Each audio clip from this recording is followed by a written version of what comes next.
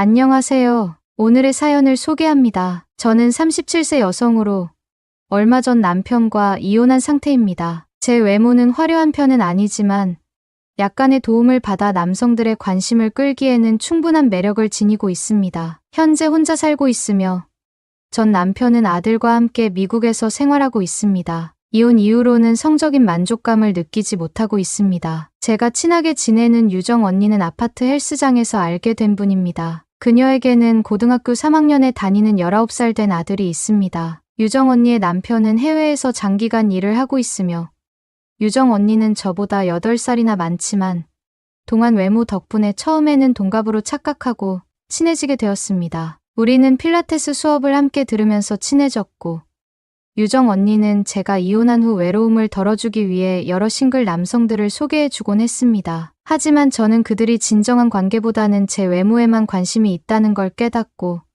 짧게 만나고는 끝냈습니다. 사실 유정 언니는 이런 면에서 매우 개방적인 사람입니다. 그녀는 남편이 해외에 있는 동안 헬스장에서 만난 트레이너와 몰래 관계를 맺곤 했습니다. 저는 현재 온라인 쇼핑몰을 운영하고 있고 유정 언니는 전업주부입니다. 재미있게도 우리는 같은 아파트, 같은 동, 같은 라인에 살고 있으며 유정 언니는 저보다 3층 위에 살고 있습니다. 엘리베이터가 늦게 오면 저는 계단을 이용해 유정 언니의 집으로 가곤 했습니다. 어느 날 저는 계단에서 유정 언니가 트레이너와 관계를 맺는 장면을 우연히 목격하게 되었습니다. 놀란 저는 돌아섰지만 유정 언니도 저를 본 것 같았습니다. 그날 저녁 유정 언니는 웃으며 제게 와서 말했습니다. 낮에 본 사람 너지?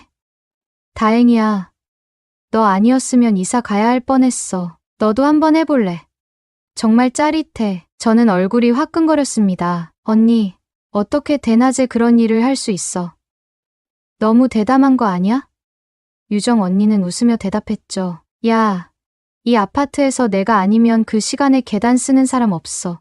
아들도 집에 있어서 멀리 가기 어려웠는데 오늘은 몸이 뜨거워서 한층 아래에서 했어. 유정 언니의 이야기를 듣고 나니 저도 심장이 빠르게 뛰기 시작했습니다. 그날 낮에 본 장면이 자꾸 떠올라 외로웠던 마음이 흔들리기 시작했습니다. 저도 정상적인 여성이고 당연히 욕구가 있는 사람입니다. 전 남편과의 결혼 생활에서도 이 부분에서 갈등이 많았습니다. 제 전 남편은 저보다 10살 많은 사업가입니다. 저는 그의 회사에 취직한 후 남편이 이미 이혼한 상태라는 걸 알고 그의 성실한 모습에 끌렸습니다. 전 남편도 저를 처음 채용할 때부터 유심히 지켜봤다고 했습니다. 우리는 연애를 시작했고 저는 그의 사업을 도와 직원이 5명에서 100명 이상으로 늘고 매출이 400억 원을 넘는 회사로 성장시켰습니다. 전 남편과 저는 사업적으로 최고의 파트너였지만 결혼 후 부부로서의 궁합은 좋지 않았습니다. 남편이 10살이나 많다 보니 체력도 떨어졌고 결국 관계도 만족스럽지 않았습니다. 더군다나 전 남편이 운동을 하지 않아 체력이 많이 떨어졌고 40대 중반에 접어든 후로는 1분도 채우지 못했습니다. 그럼에도 우리는 함께 회사 일을 하며 아이를 키우면서 지내고 있었는데 남편이 전처와 바람을 피우고 있다는 사실을 알게 되었습니다. 마치 막장 드라마 같았습니다. 저는 남편과 이혼을 결심하게 되었고 이혼 사유가 전 남편에게 있었기 때문에 재산 분할에서 유리한 위치에 있었습니다. 저는 서울에 있는 아파트 한 채와 꼬마 빌딩 한 채, 그리고 약 30억 원의 현금을 받았습니다. 전 남편은 회사 지분과 아들의 양육권을 가지고 전처와 함께 미국으로 떠났습니다. 이혼 후 저는 모든 것을 잃은 듯한 기분에 한동안 우울했습니다. 하지만 유정 언니가 제 곁에서 많은 도움을 주며 위로해 주었습니다. 저도 이제 30이 넘었고 욕구가 강해지는 시기에 접어들었지만 보수적인 성격 탓에 유정 언니처럼 대담하게 행동할 수 없었습니다. 이런 고통스러운 날들이 계속되던 중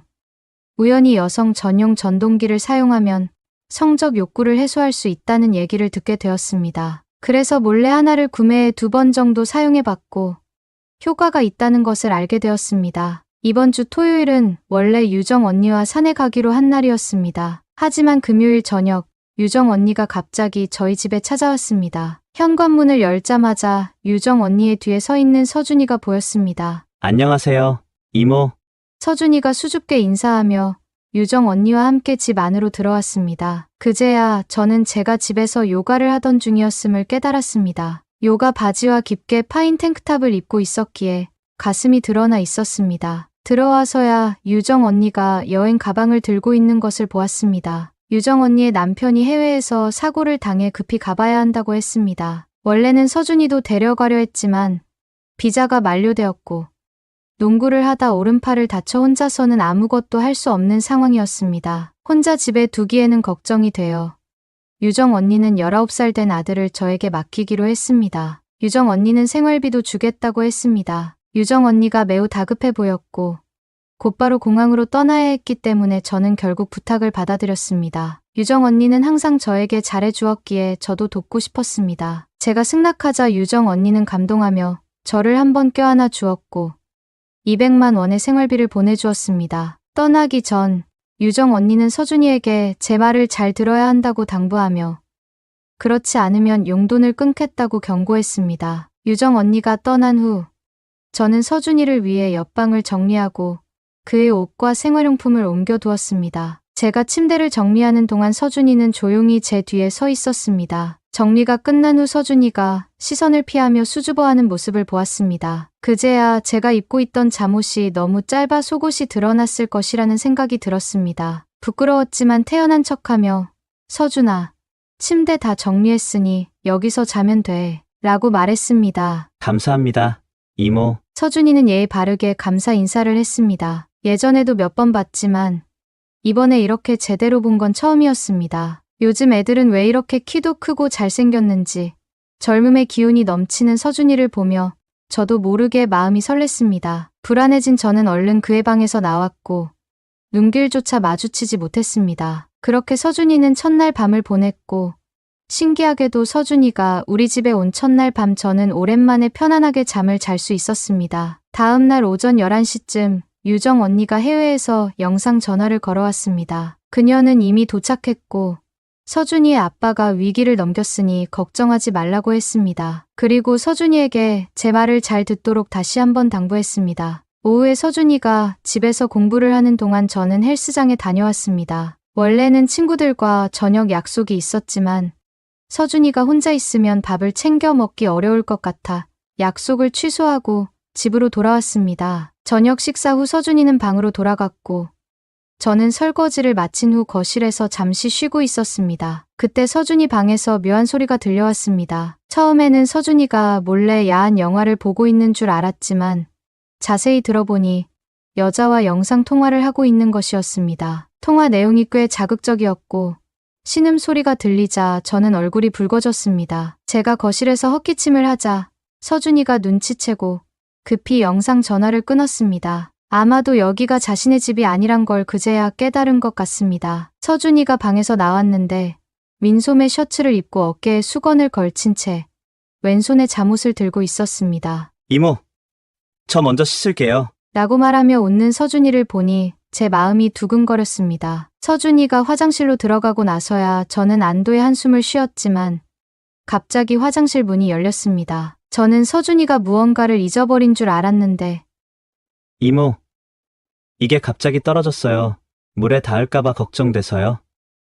이걸 먼저 치워주시면 좋겠어요. 라고 말하며 서준이가 손에 들고 있던 것은 제가 전에 산 핑크색 전동기였습니다. 순간 얼굴이 빨개진 저는 황급히 다가가 그것을 빼앗듯이 받아들고는 태연한 척하며 괜찮아.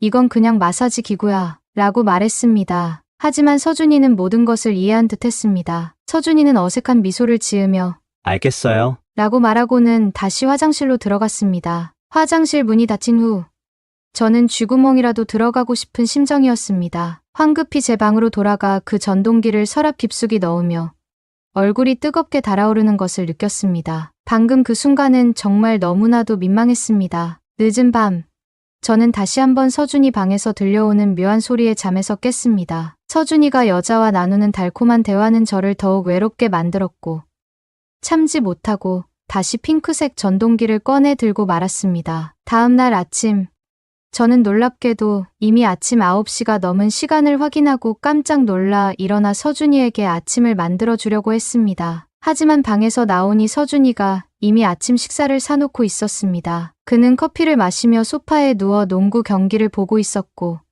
매우 여유로워 보였습니다. 이렇게 젊고 에너지가 넘치는 서준이를 보니 저도 모르게 기분이 좋아졌습니다. 오후에 서준이는 병원에 재검진을 받으러 가야 한다고 말했습니다. 오른손에 붕대를 감고 목에 걸고 있는 서준이가 불편할까봐 저는 그를 도와주기로 했습니다. 유정 언니에게 그를 잘 돌봐주겠다고 약속했으니 말입니다. 검사 결과는 나쁘지 않았지만 의사는 서준이에게 오른손을 잘 보호하라고 여러 번 당부했습니다. 만약 다시 다치면 정말 큰 문제가 될 수 있다고 했습니다. 병원 밖으로 나왔을 때 서준이는 자신이 밀크티를 마시고 싶다고 말하며 저에게 잠시 기다려 달라고 했습니다. 얼마 지나지 않아 서준이는 저에게 흑당 밀크티를 건네주었습니다. 그것도 제가 좋아하는 당도 50%로 말입니다. 저는 그 순간 서준이가 제 취향을 알고 있었다는 사실에 감동받아 눈물이 날 것 같았습니다. 서준이는 웃으며 제가 들고 있는 장바구니를 가리키며 배가 고프다고 말했습니다. 집에 가서 같이 요리를 배우고 싶다고 했습니다. 서준이의 손이 다친 것을 걱정하여 요리를 돕겠다는 그의 제안을 거절했고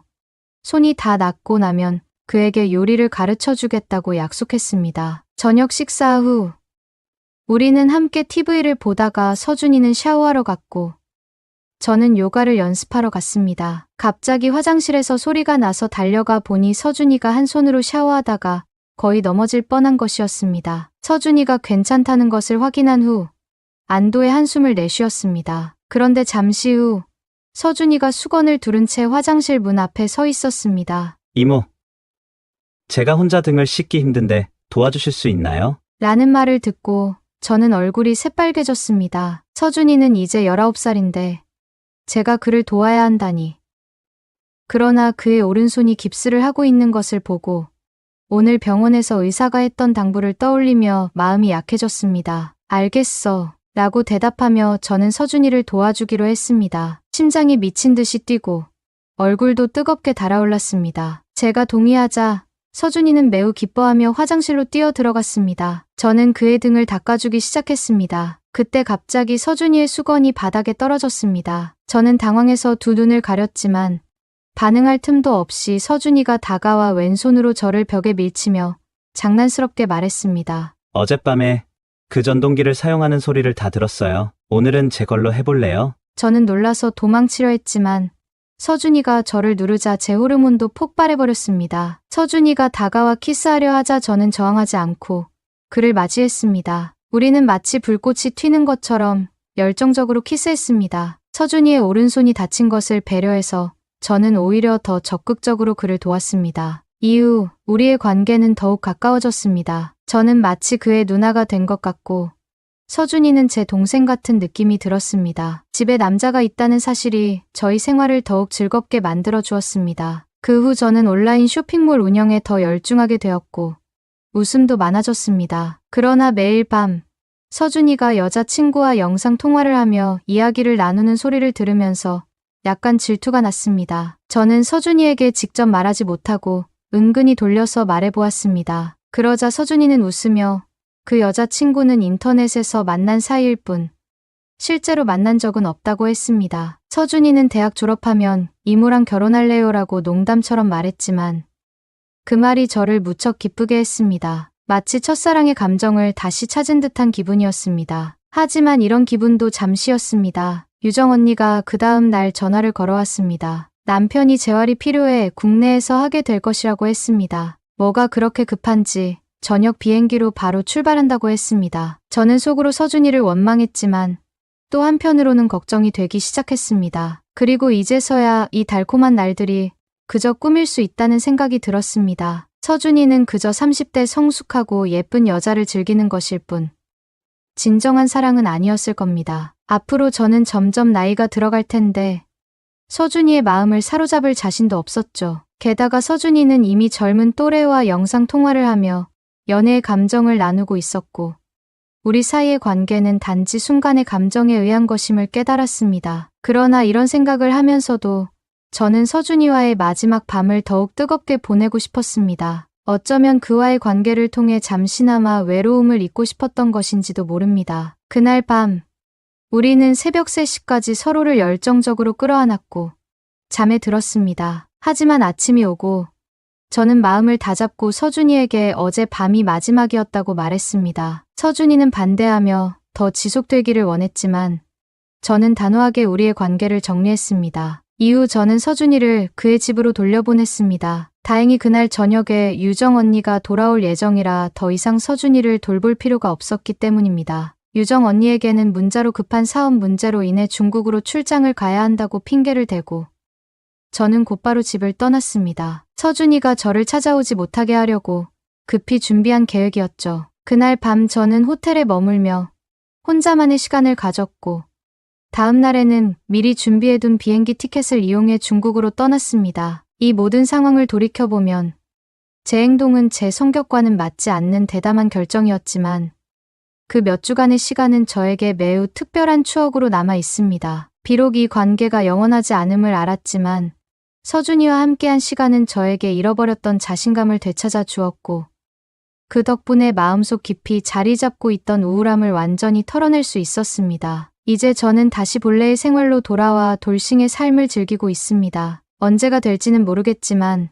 좋은 사람을 만나면 다시 결혼을 생각할 수도 있을 것 같습니다. 하지만 이번에는 나이 차이가 적은 사람을 만나려고 합니다. 이렇게 오늘의 사연은 여기까지입니다. 다음 사연에서는 다른 흥미로운 이야기를 들려드리겠습니다. 시청해 주셔서 감사합니다.